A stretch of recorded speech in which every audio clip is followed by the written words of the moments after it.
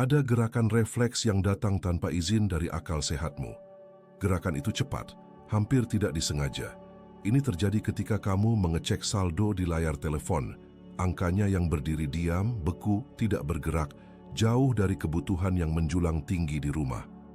Atau ketika kamu menyentuh bahan kulit dompet itu, yang terasa ringan, terlalu ringan, dan kamu cepat-cepat menutupnya, seolah-olah dengan menutup benda fisik itu, kamu juga bisa menutup realitas kekurangan itu dari pandanganmu, paling tidak untuk satu napas berikutnya. Mengapa begitu tergesa-gesa, saudaraku? Itu bukan hanya ketidaknyamanan, itu bukan sekadar perhitungan rugi laba. Kecepatan gerakanmu itu adalah pengakuan jiwa akan kelelahan. Kamu mencoba melarikan diri dari bisikan yang paling menghancurkan di dunia fana. Kamu tidak cukup, Bu. Kamu takut pada bayangan wajah anak-anakmu yang membutuhkan, pasanganmu yang menunggu, dan daftar kebutuhan dapur yang harus diisi. Dan kamu, sebagai penanggung jawab yang seharusnya kokoh, tiba-tiba merasa tanganmu kosong. Gerakan menutup layar atau dompet itu adalah upaya putus asa untuk menghentikan waktu, untuk menolak melihat kebenaran telanjang bahwa perencanaan dan usaha manusiawi telah mencapai batasnya. Kita sering lupa bahwa ketiadaan uang itu sendiri bukanlah masalah. Ia hanyalah gejala. Masalah sebenarnya adalah di mana kita menempatkan harapan kita. Ketika dompet kosong, kita tidak melihat kekurangan rezeki secara umum. Kita melihat kegagalan pribadi kita untuk menghasilkan, seolah-olah seluruh tanggung jawab menyediakan miliaran rezeki di alam semesta ini ada di bahu kecilmu.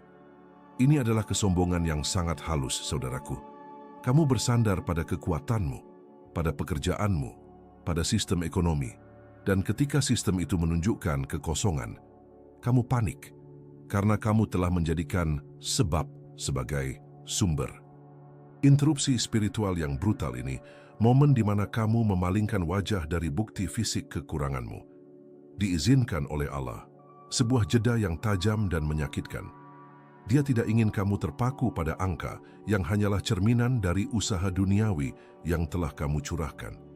Dia ingin kamu merasakan jeda itu, rasa sakit singkat dari penolakan diri itu, agar kamu dipaksa untuk berpaling ke satu-satunya tempat di mana kekayaan tidak pernah mengenal batas.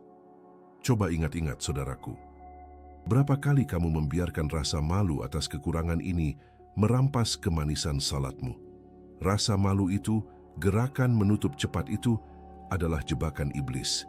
Ia ingin kamu merasa sendirian, terpisah dari kasih sayang Ar-Razzaq yang maha pemberi rezeki. Ia membisikkan bahwa Allah telah melupakanmu, bahwa kamu harus mencari jalan keluar dengan akalmu sendiri, dengan cara yang cepat, bahkan jika itu melanggar batasannya. Kekurangan finansial yang menyentuh kebutuhan keluarga, bukan kebutuhan pribadi untuk kemewahan, tetapi kebutuhan untuk makanan pokok, sandang, dan tempat tinggal yang aman, adalah ujian yang sangat berat karena ia menyentuh naluri protektifmu. Tetapi ketahuilah, kesulitan ini diturunkan dengan hikmah yang dalam, agar kamu tidak lagi bergantung pada ilusi stabilitas yang diberikan oleh angka-angka di dunia yang sangat fana ini. Ia harus sakit, ia harus mengganggu, agar kamu terdorong untuk mencari solusi absolut. Saat kamu menutup dompet itu, jangan biarkan pikiranmu berhenti di sana. Biarkan gerakan refleks itu menjadi pemicu, sebuah alarm spiritual yang berbunyi sangat keras yang mengingatkanmu. Usaha duniawiku sudah nol. Sudah saatnya mengaktifkan saluran samawi, langit. Inilah waktunya untuk mengakui bahwa sumber daya sejati belum habis. Ia bahkan belum tersentuh. Kekuatanmu habis, tetapi kekuatannya tak terbatas. Saat segala pintu tertutup, saat kamu lelah berpura-pura kuat di hadapan keluargamu, saat itulah kamu wajib jujur di hadapannya, membuka tanganmu, dan mengangkat doa dengan niat yang murni seperti air Zam-Zam. Karena ketahuilah, kuncinya adalah ketulusan niatmu dan doa yang diucapkan dari hati yang telah lelah bersandar pada perhitungan akal yang lemah. Bukan hanya tentang perhitungan akal yang lemah itu, saudaraku, yang membuatmu lunglai. Sekarang kita bicara tentang kelelahan yang sesungguhnya, kelelahan yang tidak bisa kamu tunjukkan di hadapan istrimu atau anak-anakmu. Kamu tahu betul, dimanapun kamu berada, di tengah keramaian pasar, di dalam kekhusyukan salat, atau bahkan saat mencoba memejamkan mata di sepertiga malam, selalu ada satu angka yang berputar di benakmu. Satu tanggal jatuh tempo yang melilit lehermu seperti tali yang ditarik kencang. Itu adalah beban tagihan yang akan datang, yang keberadaannya terasa lebih nyata dan menakutkan daripada janji-janji dunia yang fana. Kamu mungkin berpura-pura baik-baik saja, memasang senyum lelah di meja makan, memastikan bahwa piring mereka penuh meski hatimu tahu persis berapa sedikit uang yang tersisa di dompetmu, atau bahkan tidak tersisa sama sekali. Ini adalah perang batin yang sunyi, jihad yang tidak pernah dibicarakan dalam khotbah Jumat, perjuangan untuk memberikan yang terbaik bagi darah dagingmu sendiri. Mata anak-anakmu yang polos dan penuh harapan adalah cermin yang memantulkan seluruh kegelisahanmu. Mereka tidak tahu apa itu biaya sekolah yang terus melonjak, apa itu harga obat yang tiba-tiba harus dibeli, atau bagaimana rasanya ketika kasur yang kamu beli tidak cukup nyaman untuk mengobati pegal tubuh yang sudah bekerja 12 jam sehari. Kebutuhan mereka, meskipun diungkapkan dengan suara lembut, adalah tuntutan paling berat yang pernah kamu hadapi. Dan kamu memikulnya hari demi hari, tanpa mengeluh, karena kamu mengira ini adalah takdirmu yang harus ditanggung sendiri, atau bahwa itu adalah hukuman atas kesalahan di masa lalu. Berapa banyak malam yang kamu habiskan tanpa tidur, jari-jarimu menekan tombol kalkulator, mencoba memindahkan angka-angka yang sudah pasti tidak akan bertemu, mencari keajaiban dalam perhitungan yang sudah hancur. Kelelahan itu, saudaraku, bukanlah sekadar manifestasi fisik akibat kerja keras.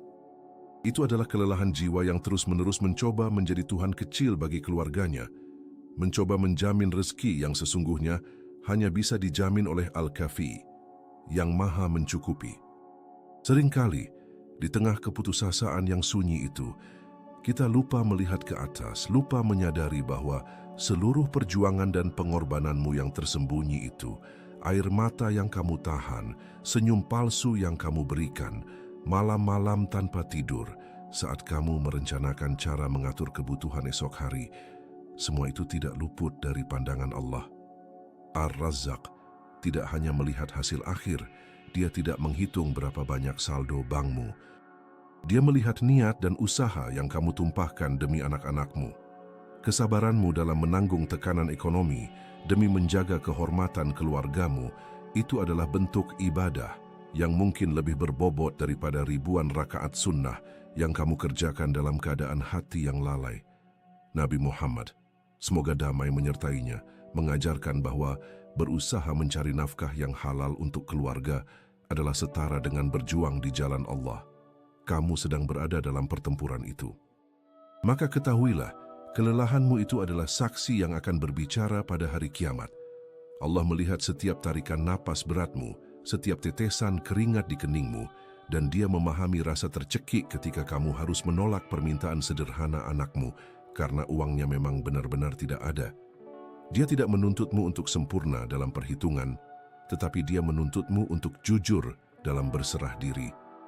Ketika pundakmu sudah terasa sakit dan otakmu menolak untuk berpikir lagi, saat kamu mengakui bahwa kekuatanmu telah habis, saat itulah, di tengah kejujuran keputusasaanmu, doa yang tulus itu akan lahir. Doa yang bukan sekadar permintaan, melainkan pengakuan total atas kelemahanmu di hadapan kekuatannya, yang tiada batas, sebuah permohonan yang murni, terangkat dari hati yang sudah lelah, bersandar pada harapan manusiawi yang rapuh, dan siap bersandar sepenuhnya hanya pada Ar-Razzaq. Saat kamu merasakan kelelahan itu, kelelahan yang menusuk, yang bukan muncul dari kerja fisik, melainkan kelelahan jiwa saat harus menghitung setiap sen, saat harus berpura-pura baik-baik saja, di hadapan istrimu, di hadapan anak-anakmu yang meminta sesuatu yang sepele. Kamu mungkin merasa seolah beban itu hanya milikmu, hanya ujian pribadimu, kegagalanmu sendiri.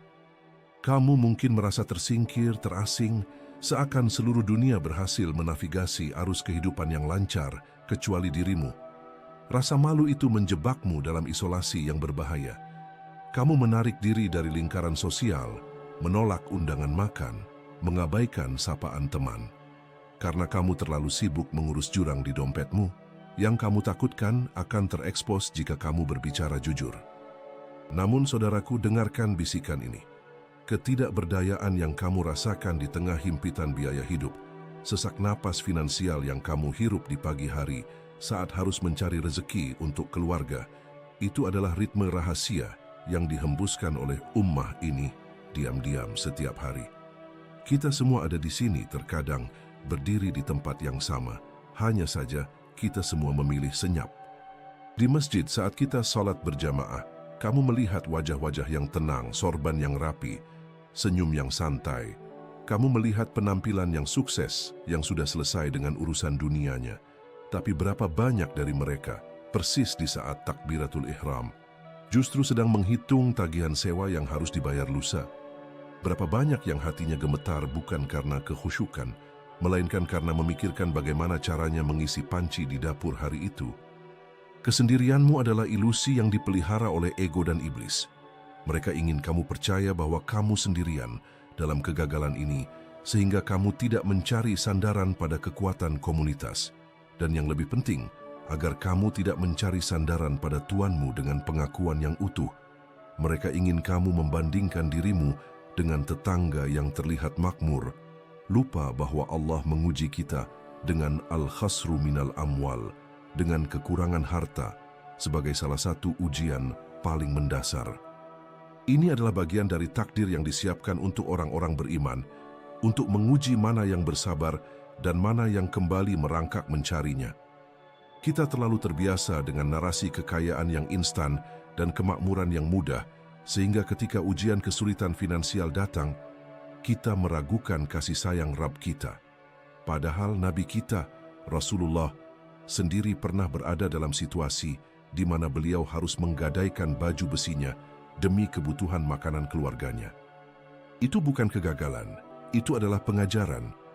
Itu adalah penanda bahwa keterbatasan sumber daya manusia bukanlah hal yang memalukan, melainkan sebuah kondisi yang harus memaksa kita melampaui batas perhitungan kita sendiri.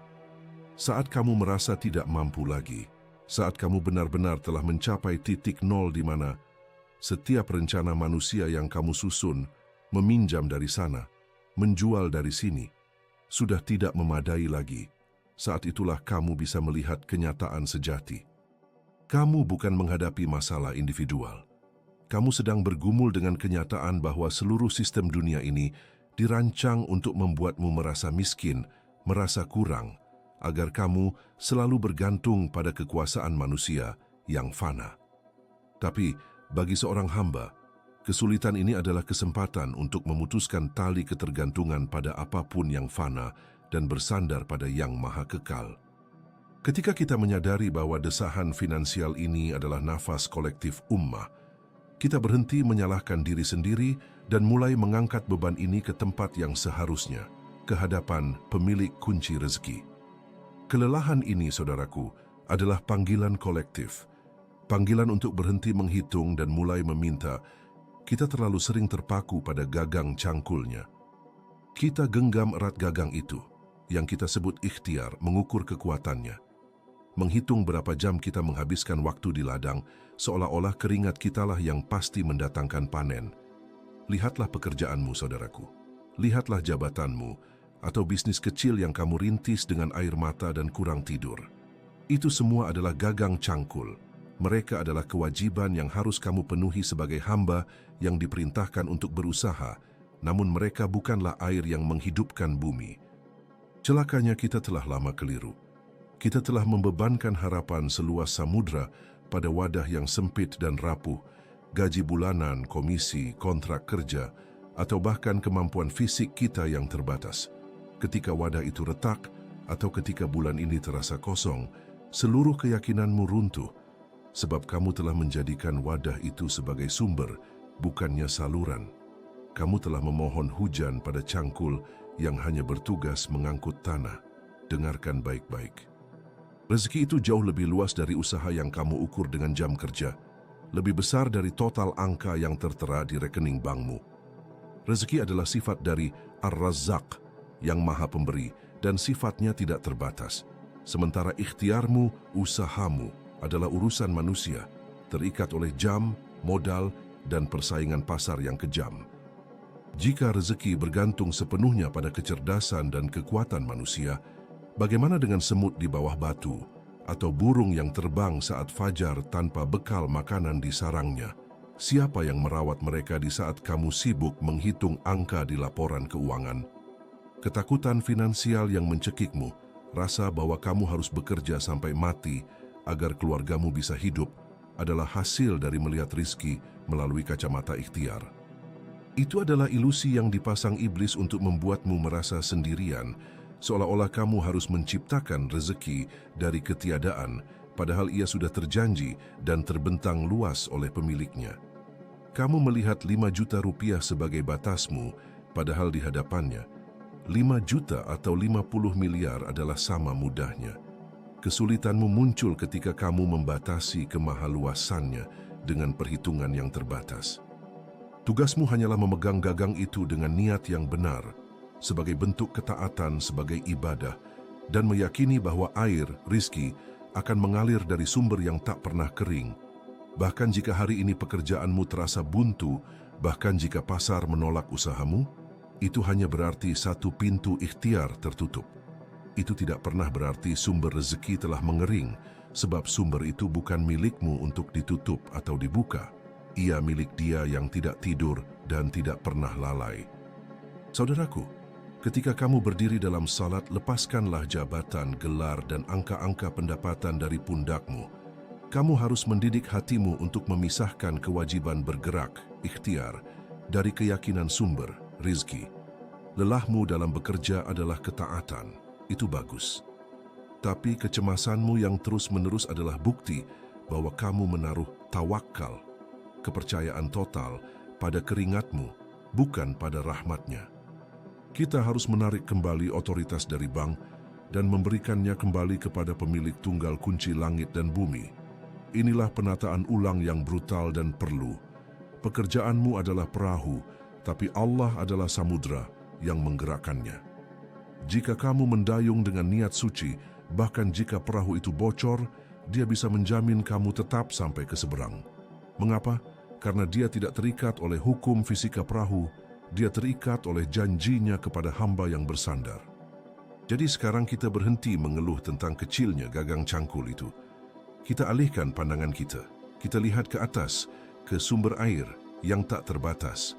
Kita harus mulai meminta dengan bahasa yang melampaui perhitungan manusia. Saat rizki terasa sempit, itu adalah kode spiritual yang mengatakan, kamu sedang fokus pada saluran yang tersumbat, padahal kamu harus fokus pada pipa utama. Doa yang tulus, dengan kesadaran ini, bukan lagi sekadar harapan, tetapi pengembalian kendali kepada yang sejati. Ia adalah permohonan untuk melampaui keterbatasan gaji dan melihat keajaiban dari sumber yang tak terduga. Kita tidak akan memohon pertolongan berdasarkan apa yang kita layak dapatkan dari usaha kita, tetapi berdasarkan kemurahannya yang tak terbatas. Inilah doa yang diajarkan Nabi, yang secara spesifik dirancang untuk menghancurkan ilusi ikhtiar dan memanggil rezeki dari tempat yang paling tak terduga. Sebelum lisanmu mengucapkan untayan doa yang diajarkan oleh Rasulullah itu, yang secara spesifik meminta rezeki dari sumber yang paling tak terduga, yaitu dari tempat yang tidak pernah kamu hitung atau rencanakan, kita perlu membenahi satu hal terlebih dahulu. Bukan metode melipat gandakan uang yang akan kita bicarakan di sini. Bukan pula teknik manajemen stres modern yang hanya menambal kebocoran, tetapi fondasi dari seluruh keyakinanmu. Lihatlah hatimu, saudaraku. Ketika uang di dompet hampir habis, ketika tagihan listrik dan biaya sekolah anak berbaris menuntut perhatian, kepada siapa pandangan pertamamu diarahkan? Apakah kamu melihat ke rekening bank yang kering, ataukah kamu mengangkat pandanganmu, bahkan jika hanya dalam hati, kepada janji pemilik rezeki?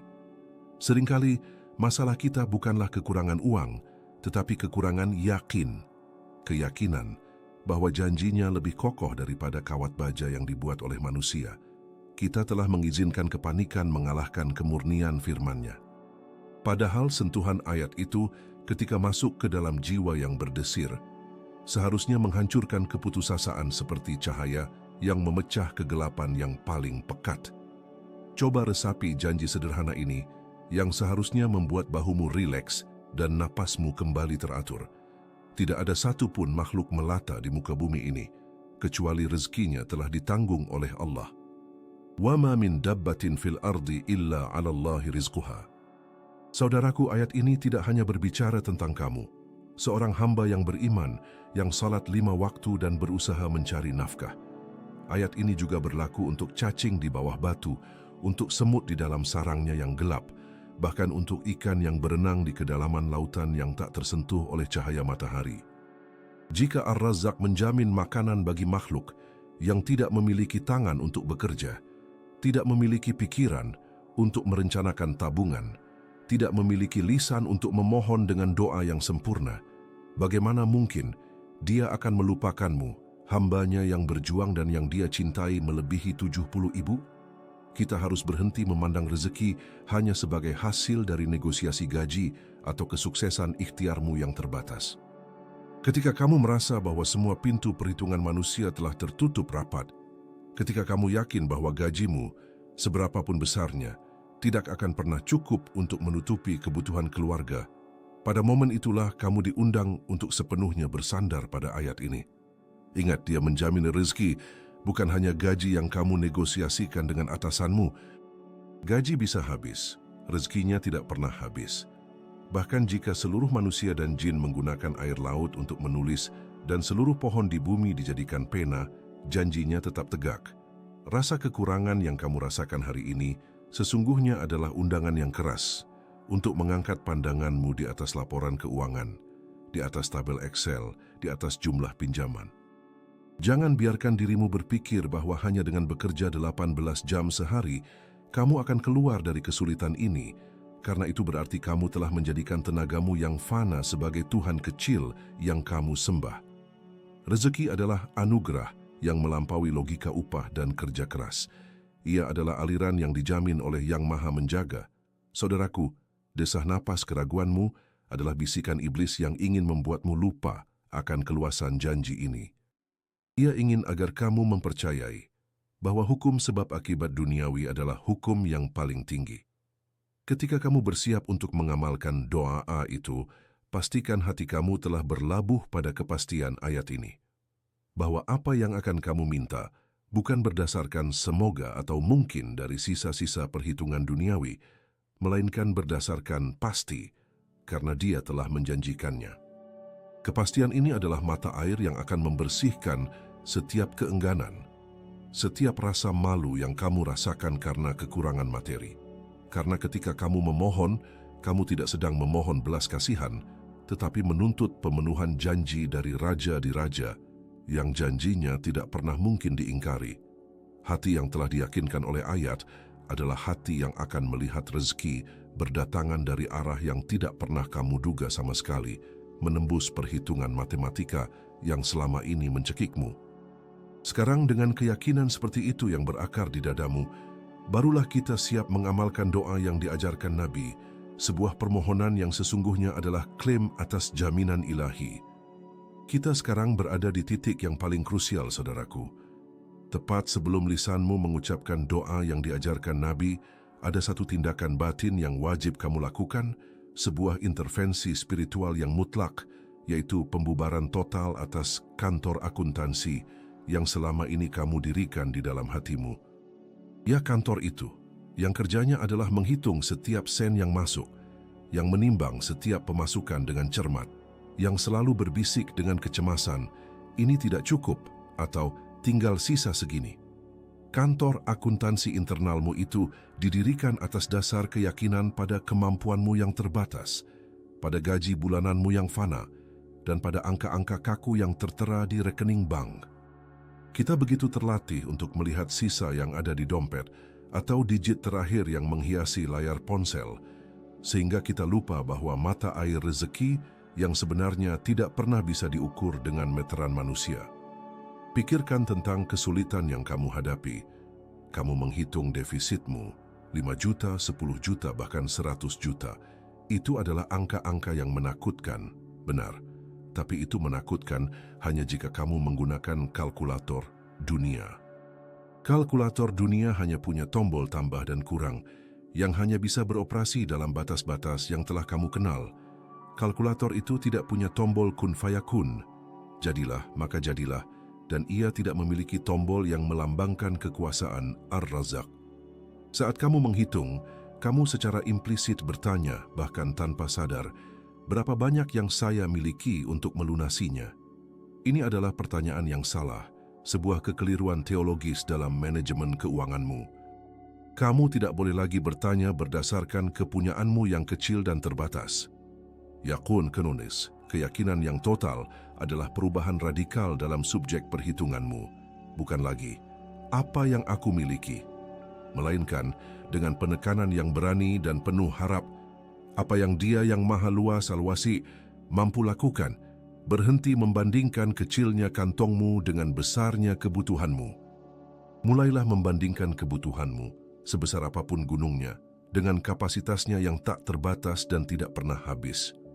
20.000 rupiah di tanganmu hari ini mungkin terasa tak berarti di hadapan tagihan yang puluhan kali lipat. Tapi 20.000 itu, ketika dipersembahkan kepadanya dengan yakun yang murni, bahwa ia adalah benih yang akan dia lipat gandakan dan berkahi, ia dapat menjadi katalisator bagi rezeki yang datang bukan dari sebab-sebab biasa, melainkan dari pintu-pintu yang selama ini kamu abaikan. Ini bukan sulap, ini adalah logika spiritual yang secara fundamental melampaui logika pasar dan ekonomi. Jika Dia adalah yang menciptakan seluruh kekayaan di alam semesta, yang mampu mengalirkan air dari gurun yang tandus, yang memberi makan setiap makhluk dari semut yang berjalan di bawah batu hingga paus raksasa di kedalaman samudra, lalu mengapa kamu bersikeras membatasi kemampuannya hanya sebesar saldo rata-rata di rekeningmu? Bukankah itu penghinaan terselubung terhadap namanya Al-Wasi? Setiap kali kamu merasa tercekik oleh angka di buku tabungan, kamu sebenarnya sedang berbisik kepadanya, "Ya Allah, aku ragu Engkau sanggup mengurus yang sebesar ini. Ini harus dihentikan segera." Pembubaran kantor akuntansi internalmu berarti kamu menarik semua laporan keuangan yang selama ini kamu jadikan kitab pegangan, dan kamu menggantinya dengan satu ayat saja yang menjadi sumsum tulangmu. Dan tiada suatu binatang melata pun di bumi melainkan Allah lah yang memberi rezekinya, dan Dia mengetahui tempat berdiam binatang itu dan tempat penyimpanannya. Semuanya tertulis dalam kitab yang nyata, Lauh Mahfuz. Quran Hud 6. Saat kamu berdiri, saat kamu menutup mata untuk berdoa, visualisasikanlah dirimu bukan di hadapan meja kasir bank yang kosong, tetapi di hadapan gudang harta yang tak bertepi miliknya. Doa yang akan kita amalkan sebentar lagi, ia meminta lebih dari sekadar pelunasan utang atau kecukupan. Ia meminta kekayaan yang melampaui kebutuhan. Ia meminta keberlimpahan. Tapi keberanian untuk meminta itu hanya muncul ketika yakun telah sepenuhnya menggantikan kecemasan perhitungan manusia. Kamu harus merasa kaya sebelum uangnya datang. Kaya karena kamu terhubung dengan sumber kekayaan yang sejati dan abadi. Sekarang, setelah hati dibersihkan dari hitungan yang membatasi itu, kita siap untuk membuat klaim itu di hadapannya. Klaim yang kita sampaikan di hadapan Ar-Razzaq tidaklah boleh berupa gumaman yang terburu-buru, bukan sekadar pelengkap ritual yang ingin cepat diselesaikan. Kita tidak sedang menyerahkan formulir pinjaman yang harus diisi dengan angka-angka yang meyakinkan. Kita sedang menukarkan seluruh kepanikan hati kita dengan janjinya yang abadi. Keberanian untuk meminta kecukupan, terutama untuk keluarga yang bergantung padamu, harus datang dari pengakuan jujur bahwa kamu sudah muak bergantung pada kemampuanmu sendiri yang terbatas dan pada hitungan pasar yang tidak stabil. Sekarang setelah kamu berdiri di hadapannya, setelah kamu merasakan kekayaan itu merasuk dalam dirimu, kekayaan hubunganmu dengan sang pemilik kekayaan, maka ucapkanlah ia. Kata-kata ini adalah warisan langsung dari Nabi kita yang mulia, Muhammad sallallahu alaihi wasallam. Sebuah doa yang sederhana dalam susunan kalimatnya. namun menanggung beban spiritual yang menggetarkan semesta jika diucapkan dengan yakin yang murni. Ulangi kalimat ini, saudaraku, dan biarkan hatimu yang lebih dulu mengucapkannya daripada lidahmu. Allahumma ikfini bihalalika an haramik wa aghnini bifadlika amman siwak. Ya Allah, cukupkanlah aku dengan rezeki yang halal darimu, agar aku tidak memerlukan yang harammu. Dan kayakanlah aku dengan karuniamu, agar aku tidak bergantung kepada selain engkau. Perhatikan, permintaan ini jauh melampaui sekadar transfer tunai ke rekeningmu. Ia adalah permintaan yang berlandaskan tauhid yang paling murni. Ketika kamu mengatakan, cukupkanlah aku dengan yang halal darimu, dari yang harammu, kamu sedang memohon perlindungan dari kecerobohan spiritual yang didorong oleh kebutuhan finansial. Kamu mengakui bahwa keputusasaan dapat mendorongmu mencari jalan pintas yang kotor, rezeki yang merusak barakahmu, yang justru akan melipat gandakan masalah di kemudian hari. Ini adalah pengakuan bahwa kamu lebih memilih sedikit yang suci daripada banyak yang tercemar. Permintaan ini adalah fondasi kesucian rezeki bagi keluargamu. Kamu tidak hanya meminta uang, tetapi meminta kesucian dalam aliran rezeki itu. Kemudian datanglah bagian yang mengandung getaran paling besar, titik balik dari mentalitas miskin menuju keyakinan seorang hamba yang benar-benar kaya. Dan kayakanlah aku dengan karuniamu, agar aku tidak bergantung kepada selain engkau. Disinilah letak jantung dari seluruh ritual ini. Disinilah letak makna kekayaan yang sejati. Kekayaan di sini bukan lagi diukur dalam jumlah aset, tetapi dalam kemerdekaan spiritual. Kekayaan yang sejati adalah ketika kamu merasa cukup, merasa aman, bahkan jika pintu-pintu manusia, pintu bosmu, pintu bank, pintu kerabat yang berjanji membantu, tertutup semua. Kamu meminta agar karunia-Nya sedemikian besar, sehingga kamu menjadi mandiri, tidak perlu menengadahkan tanganmu kepada ciptaannya. Itu adalah sebuah klaim radikal atas kemerdekaan jiwa.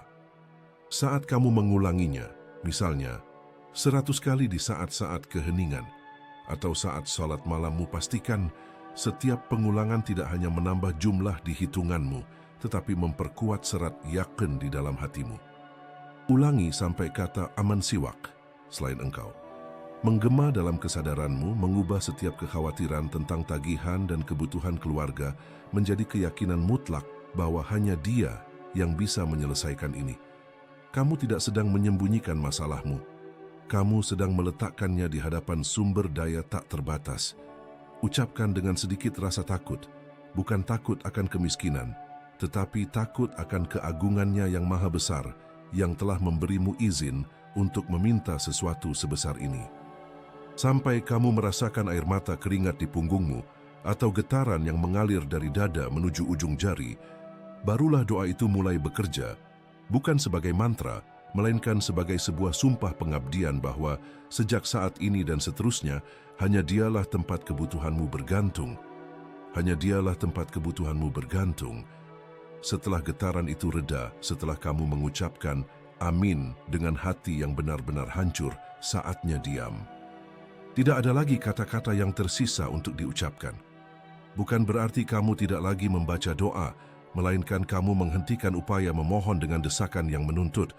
Kamu menghentikan kecemasan yang mencoba mengajari Yang Maha Tahu bagaimana menjalankan alam semestanya.